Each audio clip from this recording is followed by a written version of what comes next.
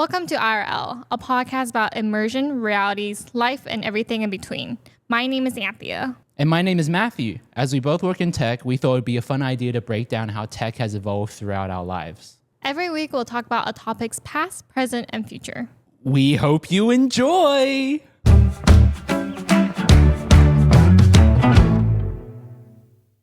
So what are we going to be talking about today? Today, we're going to be talking about movies. Okay, what was like the last movie that you saw?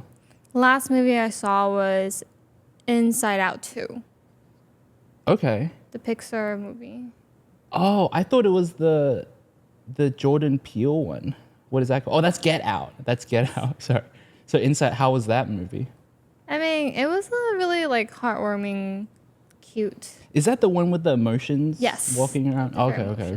Yes. Was that one good? Because I watched the first one. The first one was good, but I haven't seen the second. To be honest, I thought the first one. I think the first one is still better than the second one. But I can see what the directors or producers were trying to say in the second movie. So it's still relatively good, but I still like the first one more. I think with those animation, those Pixar Disney movies, the second one or the third one, they're always so bad. I haven't Debatable. Shrek. Okay, fine. Shrek was pretty good, but okay. Aside from Shrek, though, there hasn't been a good one. I was when I was a kid, I loved The Incredibles. The Incredibles was my favorite movie, and then they made the second one, and it was I don't think it was good. I thought it was really bad. I thought it was okay. It wasn't bad. It was just okay. It just lost the magic. I feel like these creators, right? They're creating this because they don't know if there's going to be a second one. So they're creating for one movie only, and then it turns out to be a big hit, and then they have to keep creating it. So I just feel like it kind of lost its magic after the first one, in my opinion. I see where you're coming from, but I think we should still give them some credits, right? Because I think there's still good second movies and third movies out there. Was Frozen 2 good? Have you seen Frozen? I've seen it. Is it good? It was okay. Okay.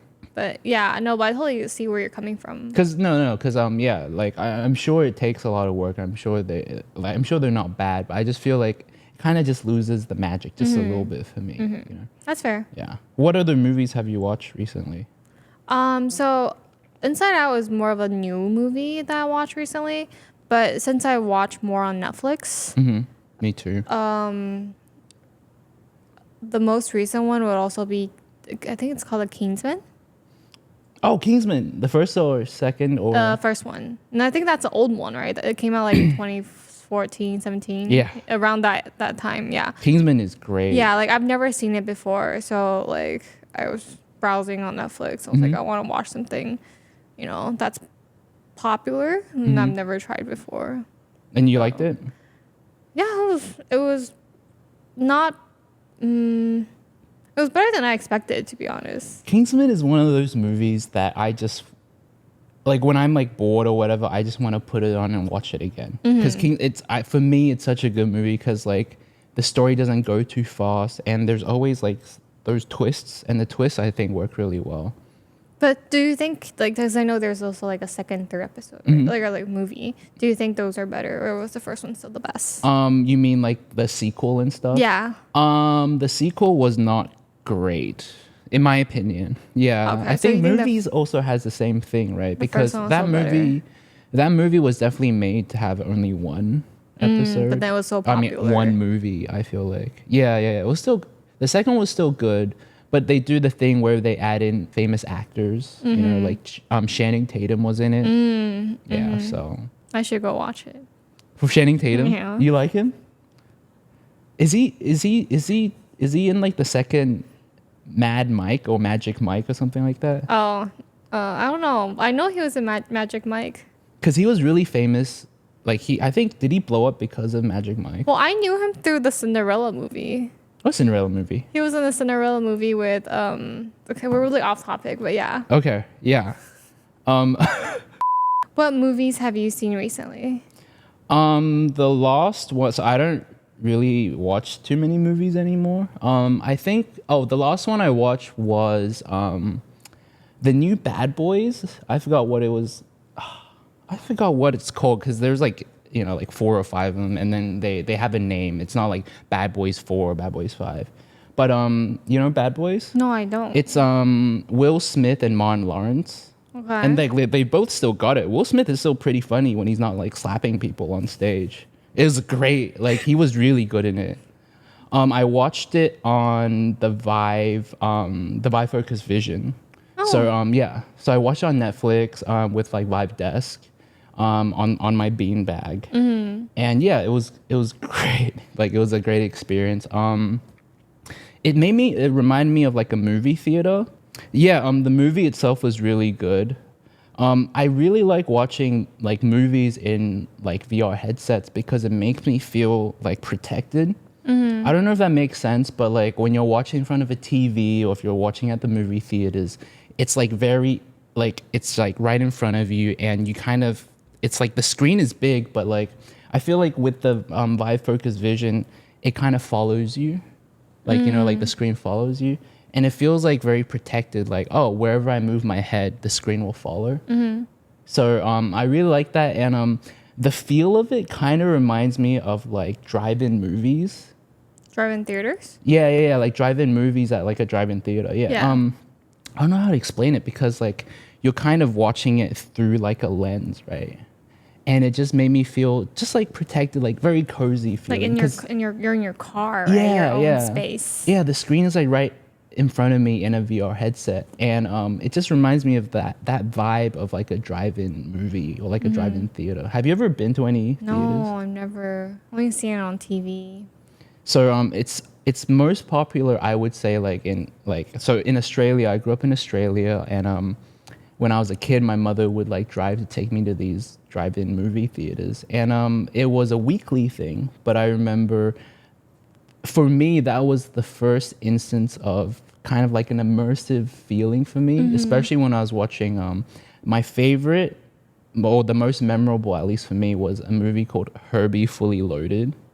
Have you heard of that? No, I've never heard of that. Is it a cartoon? No. It was, you know, like Cars. I feel like Cars kind of stole the premise of Herbie Fully Loaded. Okay. So it's basically just it's a talking car, or like a car with a personality. So it was alive, and it was a Volkswagen. What is it with Lindsay Lohan? Oh yes, it was. Oh, okay, I know that movie. Lindsay Lohan was also Okay. She's so good. She's so good in it. I know which definitely one you're talking about. Right. Yes. So I think Lindsay Lohan is like my Channing Tatum for you. Oh, okay. Like Lindsay Lohan is crazy pretty in that movie. And that was a movie, right? So I remember like it's essentially about, I think her dad was a racer and she wants to race too.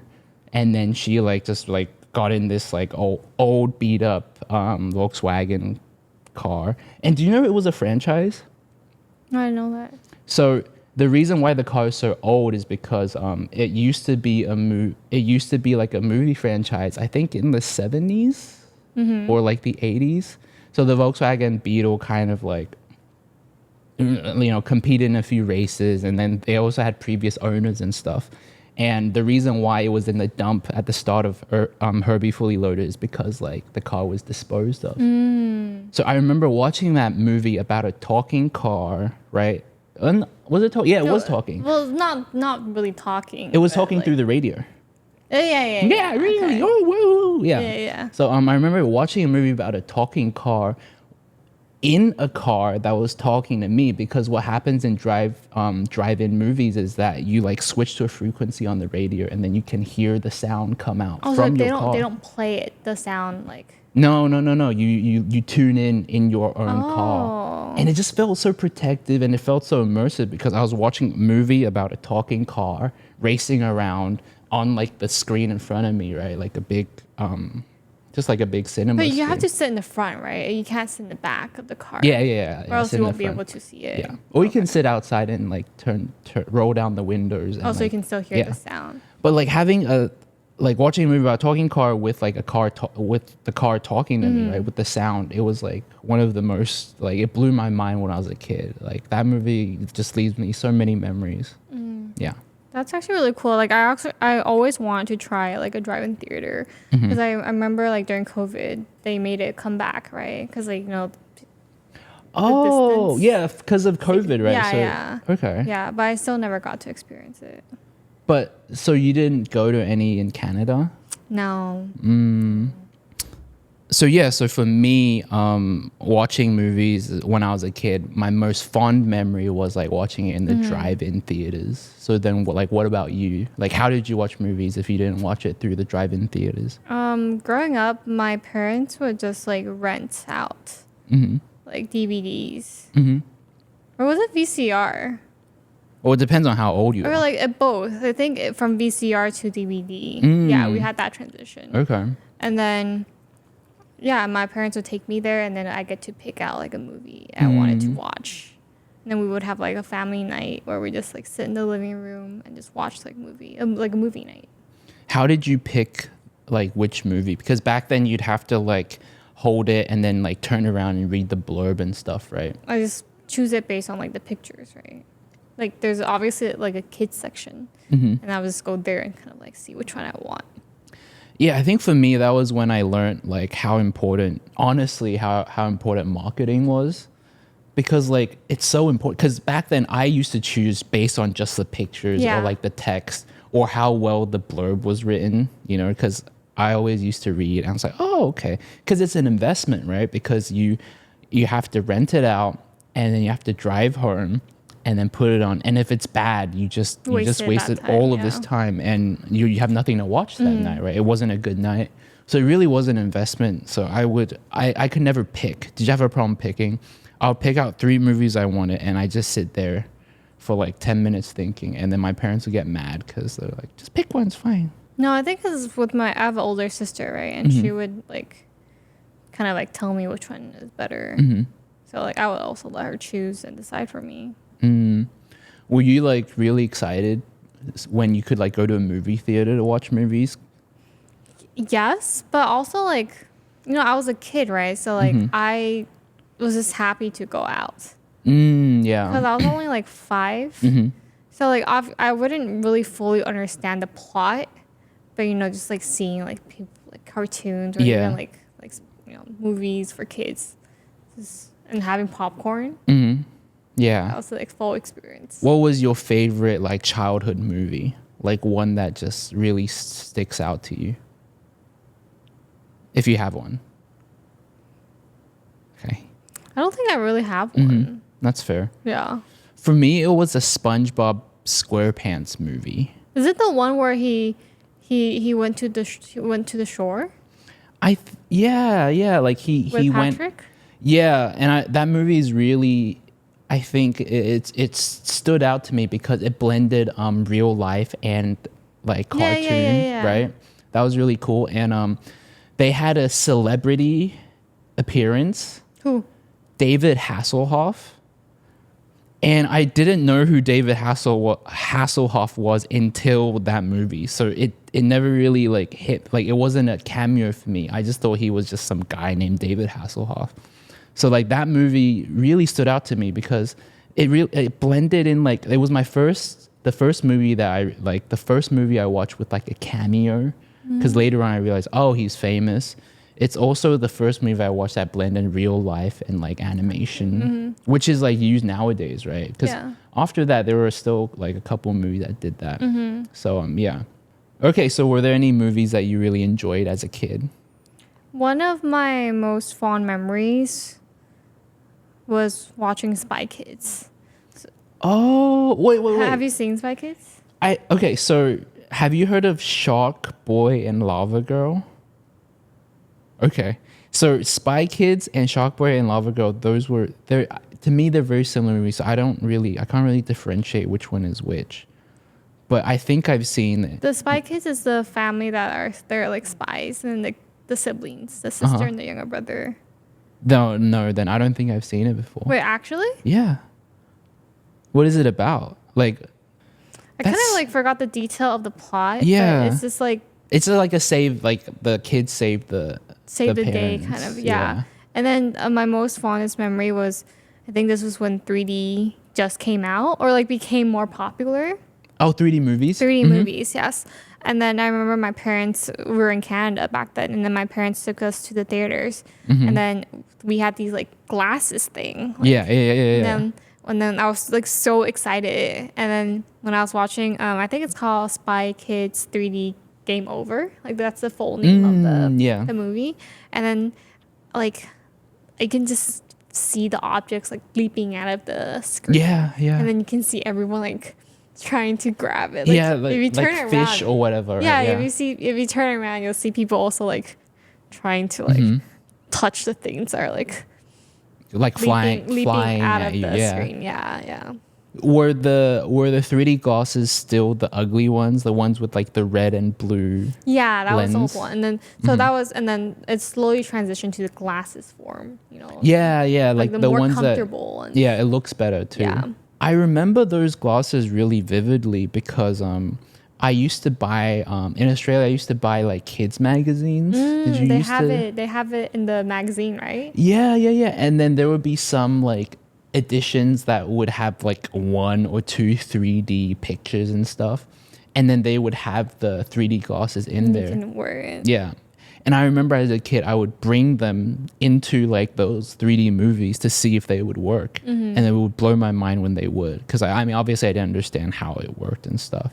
But I remember after that, I remember the transition. Like there was this one time where suddenly they didn't have those blue and red, like ugly glasses anymore. They had like the nice ones, right? The nice looking ones. And I remember I stole a bunch of them because I was like, oh, like, I don't know. I thought this was like a special, like, I thought it was just this movie theater, you know? Like, I didn't know that was going to be the norm going forward. So I remember stealing a bunch of them. And I felt bad because then every other movie I went to, they had like, you know. So then I just returned them. I just brought a bunch and I just put it back. So what I was saying before was like Sharkboy and Lava Girl. I remember that movie really vividly because it was also one of the first 3D movies that I watched. I think Sharkboy, okay, don't quote, I think Sharkboy was Taylor Lautner. Really? You know that Twilight guy? Yeah. I think it was.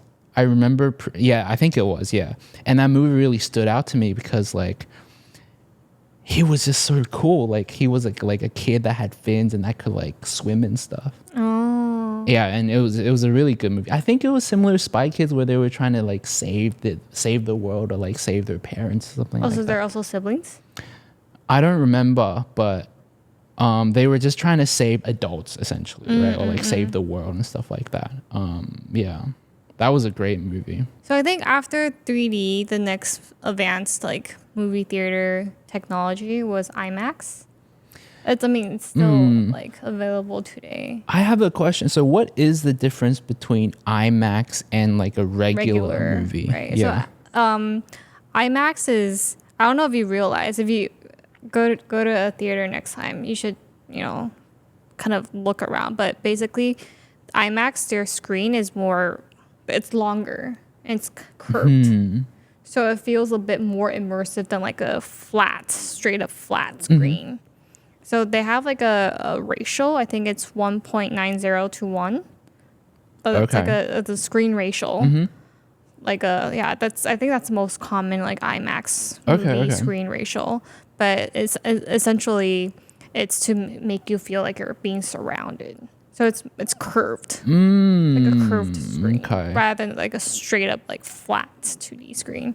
Yeah. Okay, be honest. Do you notice the curve? Honestly, I didn't until like, you know how like they'll be like in IMaX, like the trailers will be like IMaX only, or like now in IMaX. Yeah. And that's when I realized the curve. Okay, that's fair. Yeah. What was like a memorable like the last IMaX movie that you watched? I feel like I can't recall, but I would say like a lot of movies nowadays are all like in IMaX because like it's also like high definition, right? Like yeah. So and also with the sound, because like if it's curved, the sound would also feel like you're being surrounded. Yeah. So I bet they have like speakers and stereos around. Yeah. So it enhances the immersiveness. Yeah. I this year, like I think this year around July or maybe March. I actually forget when, but there was like that Oppenheimer and Barbie craze. That was last year. That was last year. Oh, last year. Barbie It was wasn't last this year. No, Barbie was last year. Crap, it's been okay. Yeah, okay. So last year, Oppenheimer, apparently, which I think is a little bit of an overrated movie, but Oppenheimer, like people were saying that you have to watch it in IMAX, and so I was like, okay, sure, right, I'll go, because I think the director filmed it for IMAX or something like that. I remember going and I was like, I remember the movie tickets were more expensive. Yeah. It was like almost twice the price or a little bit less. It was like 50% more or something like that. So I had high expectations. And then I remember the only thing that happened was like at the start, right? The trailers were like going on. And then they say like, oh, IMAX is starting or whatever. And then the curtains, they shift out a little bit more. And they shift out maybe like 50 centimeters. And I was like, oh, that's all. And then I remember the sound was super loud. So the sound was the sound was very memorable for me because I remember the sound was going off like behind me. I was like, whoa, like it does feel a little bit more immersive. But I don't know, do you think it's worth the extra money? Well, I think it's because I don't go to theaters that often. So I don't mind like choosing IMAX. But I do understand like I didn't really take notice. Yeah, right. Until like the marketing campaign was like IMAX only in IMAX. Yeah. Or now in IMAX. No, and I feel that. That's when I kind of realized what's the difference between like a regular like screen and an IMAX. You probably looked it up. Then what about like 4D movies? What's the difference between 3D and 4D? So 4D is so 3D is like you see the objects like leaping out, right? Yeah. But 4D takes it to the next level, whereas it's kind of like a roller coaster or like a full body experience. One movie I watched that was in 4D and I loved it was called Gravity. It's with Sandra Bullock and George Clooney. Yeah. So it's a story about like they're not gonna spoil, but astronauts stuck in space. Basically in general. And then what happened was like, they would bump into something like the spaceship would go spinning. Your chair would spin. Obviously like not crazy spin, but it would be like up and down and like sideways, left and right. And then like you have to wear a seatbelt sort of thing for your safety. And then you feel like a lift off. Are you kidding me? So it's like a roller coaster. It's like a roller coaster, but not intense, not like crazy. Yeah, it doesn't go, but you can feel it. But when you're watching it, right, you feel like you're just like you're hurt because like they also film from the first person perspective. So when she's spinning, you see like her point of view, and then you're in your chair and just like going like that, like spinning. Oh, yeah. I have gone through like I guess it wouldn't be a movie, but a 4D experience, like amusement parks. Yeah, they have those in Universal Studios and like Disney's, like Disney parks. Like I also had an experience when I was like in elementary. I went to a Universal Studio with my family, and then one of the experience was like water spraying on you. I was gonna say, yeah. Yeah, How water. was that? Water's like it's a little disgusting, but it was still fun. And then there's a scene where like I forgot the show. I was trying to look it up. It's probably Pirates of the Caribbean. No, it wasn't. It was like it was more like it's a really short show, right? And then there was a scene where they released like mice, and then you feel like your legs it wasn't real mouse, obviously, but you feel like something crawling on your feet. But it was just air. There was like, I remember something like that. Yeah. And then so it was really fun, and I would reach down to like feel the air. So it was air? Yeah, it was air. But then it feels like something crawling on you. And then the water experience is really funny. Like they sneeze and then like the water sprays onto your face. Oh, I think I know. I think it was the penguin one maybe. Happy Feet? No, but it wasn't a movie. It was because it was just like a really short show in Universal Studio. Okay. It was like 20 minutes, I think. Yeah, but that was really, really fun. Yeah, no, I had a similar experience. So I was in Australia, and we don't have Universal Studios. We have this thing called Movie World. And I remember it was there was a Batman experience, and I remember something crawling. I forgot. I think it was like spiders or something, because But one that really stood out to me. Now I'm embarrassed saying it, but it was Pirates of the Caribbean, and I remember it was like the boats, like sorry, not the boats, the ship, right? It was like going back and forth and stuff. So it was trying to simulate the salt water, right? Like trying to like, splashing and stuff. And I remember getting hit in the face with some water. And I was very curious. What it tastes like? Yes. So did you open your mouth? So I the experience finished, and then I re-queued up. And then when the same scene happened, I was like trying to catch the water. Yeah. Because I was curious to see if they would use real salt water. Which obviously they didn't, but for me, I was like, as a kid, I was like, oh, I wonder what it tastes like. So I was like trying to catch it, because like it happens when you like the ship kind of rocks, right, animation wise, and then the water starts spraying, right. So I was like trying to time it, right, like and then just tasted really like it tasted just water. It was water, but like you're right, it's kind of gross, right? Yeah, because it's probably old and it's just been sitting there. Yeah. But okay, so like I'm curious, what was the last movie you went to in a movie theater? It was an anime movie. What was it? 𝐂𝐤𝐤𝐿? Was it 𝐂𝐤𝐤? It was 𝐂𝐤𝐤. Okay. How long ago was that then? I believe that was May, June. Okay, so this year. This year, mid-June, yeah. Okay, so for me, it was the Mario movie. There was a Mario movie. I know what you're talking about. I think it came last year or this year. I don't know anymore. No, I'm pretty sure it's last year. Last year, yeah. So that was the last time I went. That or was even longer, right? Because I saw it on a plane. Oh, really? Yeah. But okay, anyways. Then it might have been Oppenheimer. I don't know. But my point is, like, I don't remember like the last time I went to a movie theater was, and I just feel like you go for me as a kid, it really like entranced me, because like super big screen, and like it's just so amazing to like see all this unfolding in front of you, and like you actually have to kind of turn your head to see stuff. Yeah, no, I agree, because like when I was young, it's like going to movie theaters was the popcorn and like the dark space. Yeah. Yeah. There's like a lot to it, right? Yeah. But like nowadays, I feel like if I want to watch a movie in a big screen, I just kind of use like a VR headset, or like if I want to watch the latest movie, or if I want to watch a lot of movies, or like the movies that I want to watch, it's just kind of on streaming sites. So I just feel like we're shifting away from going out to watch movies, more as staying in and like bringing the big screen or like the immersion to you, right? Like my dad used to be like a huge movie person. For him, like family time is going to the movie theaters every week.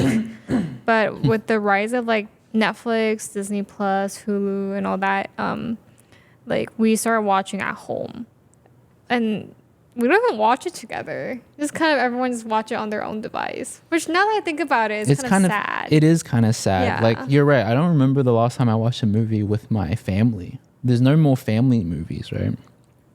But I will say it kind of shifted for me. Like now I watch Netflix. It's not like a family time. I don't think watching movies is family time. It's more of like friends time, because I watch it online with friends now, like watch parties. Like during COVID, stuff like that. During COVID that happened. But like nowadays, I still kind of watch like anime, or I watch some movies like online with friends, right? Where we're on a call and then we watch it together. I don't have a big screen at home. But like, if you want to get the theater experience, you can just kind of watch it on like a VR headset, right? And it's also immersive too, right? Yeah. Because it's like, so like there are like VR movies. Like, have you seen any VR movies? Not movies, but like a series, like a sequel. Like it's called Seven Miracles. I haven't seen that. It's like a Christian film. Okay. Jesus is like 7 miracles from the Gospel of John. Okay. But basically but it was made to be a VR movie where like you wear the headset, right? And then the show's like happening, like Jesus is like performing the miracles, and you're literally in the middle, and you can like turn 360 and you can see people and you can walk around. Obviously you can't be part of it, right? You can't block. Like even if I try to like block Jesus's view, I'm not blocking his view. Blocking Jesus. Stop. Like, don't do the math. Don't perform. Don't do the miracles. No, but anyways, I'm like, it's cool. Cause it's not a game, right? It's just, Yeah. So that's the only one I've seen. That's the only one? Okay. Yeah. For me, I've watched 2 or 3. The first one was Glimpse. Have you heard of it? Oh, actually, no, Glimpse. Okay, so Glimpse, it's a movie, it's a VR movie, a VR animated movie about a human panda and a deer. It's like a world where these animals like talk. They're like humans. Oh, okay. And But not cartoon. It's not cartoon. it's like animated. It's an animated movie. So yeah, it is kind of cartoony. Is it combined, like real life and? No. This It's is a cartoon. cartoon, Yeah, okay. it's a cartoon movie. And you know Kingsman. We were talking about Kingsman, Yeah. right? Like the main character in Kingsman, that guy, he voices the panda in Glimpse. And the movie, honestly, is very, very emotional for me. It kind of details the breakup between the panda and the deer. So they're like talking. They're like, you know, they wear human clothes. It kind of goes through the memories of their relationship and what led to the breakup. And it kind of jumps back and forth through these memories, like the good memories that they had and the bad ones. And it jumps back and forth. And I think it really hit me very hard because that's kind of how memories work, right? Like I've been through a breakup, and that's kind of how it works, where like you're there kind of trying to process the breakup, and then your mind kind of jumps back and forth between like different memories that have happened, and like the good ones, the bad ones. And that movie really, really like brought me into their relationship. And like I could see them fighting, I could see them like, you know, like experiencing things for the first time, living together, moving in. So like it's a 3D experience, right? I mean, it's immersive, so you could see it all around you. And I remember being like so shocked because that was my first VR movie. I was like, wow, like I'm like in their relationship, kind of like looking in, and it was very unique for me. You were talking about like how the VR, the Glimpse, right? Like it drew you in, right? Like you had this emotional connection. Yeah, right? completely. So there is this like study about VR movies saying like how in these like immersive like shows and movies, they make the viewers like more enhanced. Like not enhanced, sorry. They make the viewers feel more immersed. Like the emotional connection is a lot stronger than just watching it straight up on like a flat 2D screen. Definitely, yeah. Because I remember at the time I was like, oh, this is what true immersion feels like. You know, because like previously, like, oh, you go on a 4D ride and they splash a little bit of water, you try and catch it. It's kind of like a meme, you know, it's kind of just fun. It's more of the physical. That's 4D and 3Ds are more like physical. Yeah, like, but it's not real. Like it doesn't immerse me. You know, it's just like, oh, my seat is shaking. You know, like, oh, I'm at the roller coaster. Like I'm on a roller coaster and my seat is shaking. How cool, you know? But with like the VR headset, when I was watching Glimpse, I was like, wow, it's not just a shake. It's not like a meme or like something. It's like around me.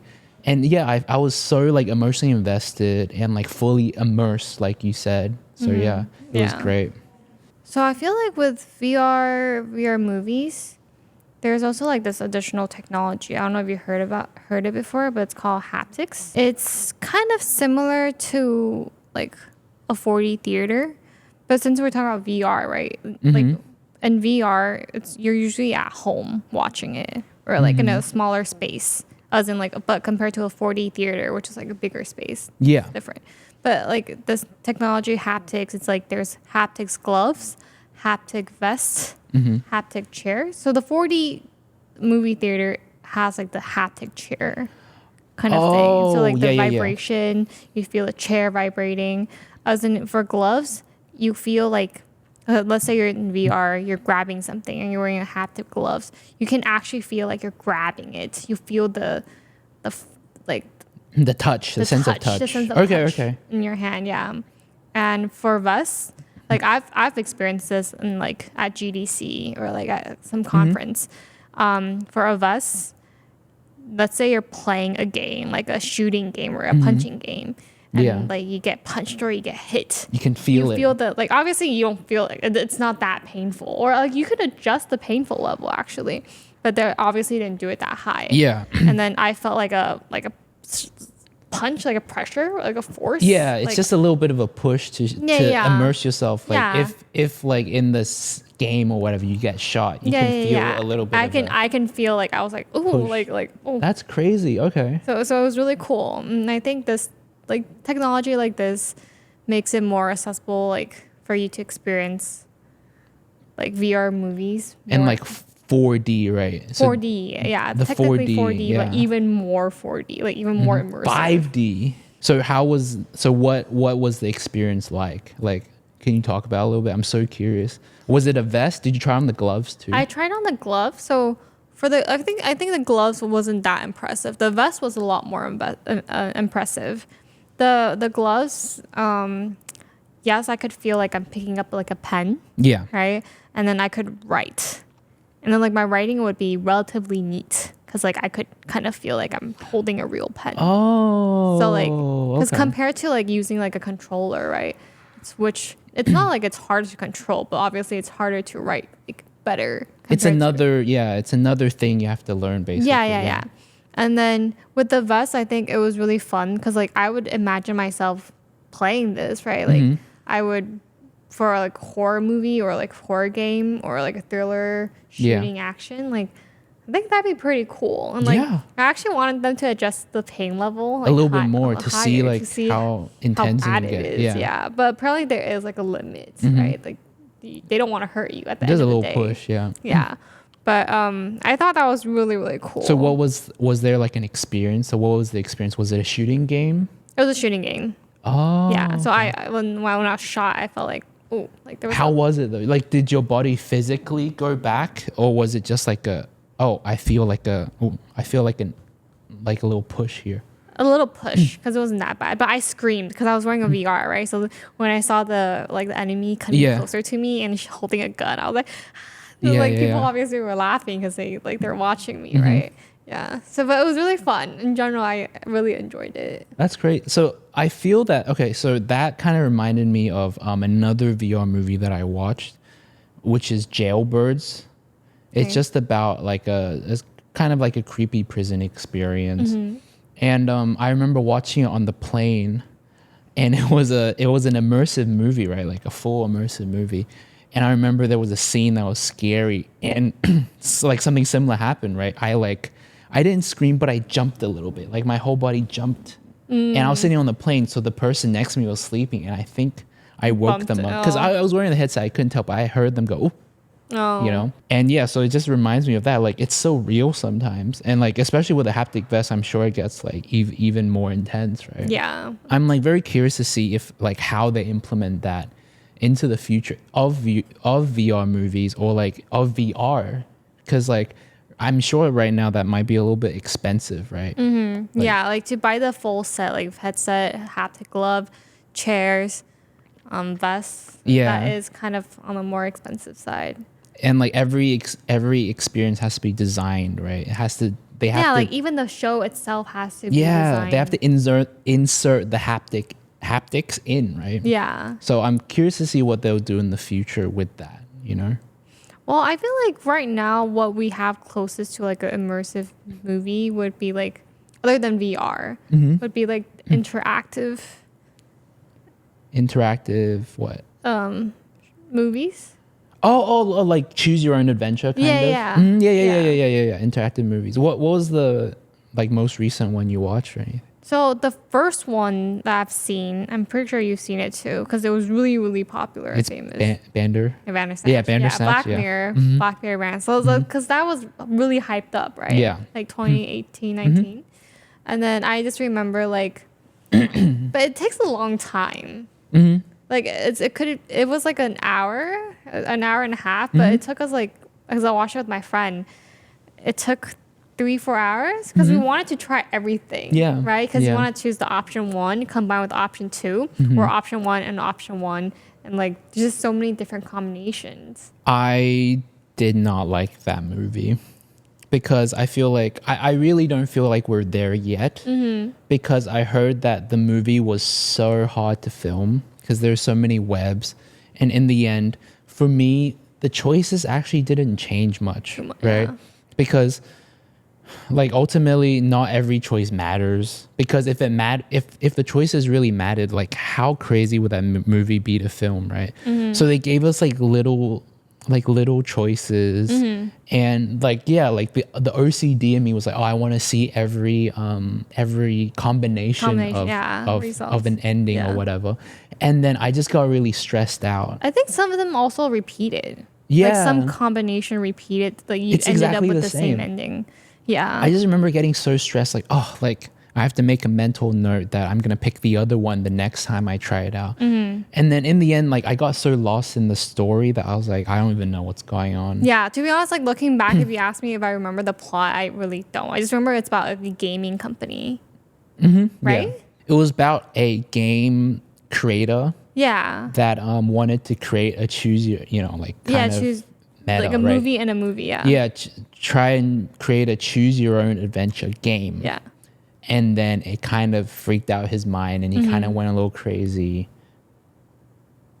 And that's the whole movie. Yeah, see, that's the thing. I don't remember the plot at all. I just remember like just the movie being interactive. But I mean, it was a step in the right direction, right? Yeah. So okay, so you've watched other interactive movies? So I've watched one recently, but I didn't finish it. But it's called Choose Love. Have you heard of it? It's on Netflix. Okay, it came Netflix. out like last year.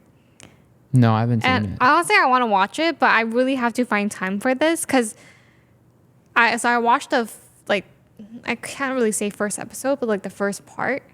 So basically, not to spoil too much of the story, but it's basically about a girl and her love life. So she has like, like those like love stories where you have like 3 boys after you. Yeah. Who does she choose? Who does she ends up with? You get to decide that. And actually, I love that concept because like with like Twilight, we always right. like, what if she ended up with Jacob? Or like, like what if she chose Jacob over Edward? What would her life be? Right? And then for Choose Love, you could do that. Yeah. You could be like, what if she just dumped her boyfriend and started dating the other guy? Yeah, right? Because like the movie kind of decides for you like which character the main character chooses, and sometimes you're like, that's not the one I liked. Yeah, like what if, I think it fulfills the what if. Like, you know how like after we watch a movie, like, what if she ended up with someone, or what if she did that instead? What if she chose that instead? Like, yeah. How would her life change?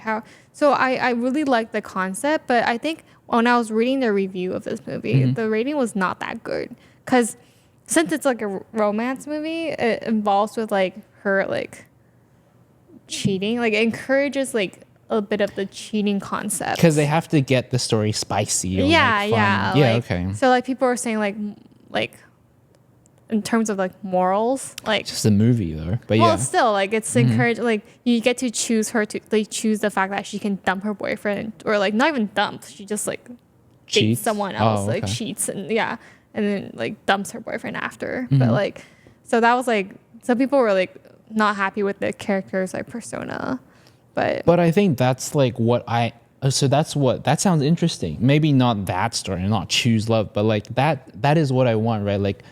Like interactive movies where the choices matter, right? Where it's like, what if? Like, I'll go in this direction. Yeah. Like that sounds great. Like the fact that you can actually choose and it would impact the story as opposed to like Bandersnatch where it's just like it creates a sense of control. Yeah. Like, that's fun. Like I that's wish fun. for Twilight if they could like honestly refilm it to become like an interactive movie, I would totally watch it. And I would pair Bella with Jacob. Is Jacob Taylor or the other Taylor. guy? Okay. Wow, Taylor Lautner is in a lot of this episode. We talk about Shark Boy and we talk about him in Twilight. That's fair. Honestly, I'm like a lot more excited about the interactive movies because I feel like it has just so much potential. Like, the replay value. Like, I can just finish one That's option, fair, one combination, and maybe tomorrow I want to rewatch it again and choose like a different combo. Yeah, no, you're right. And then like, I feel like it just gives us so much like personal investment in the story.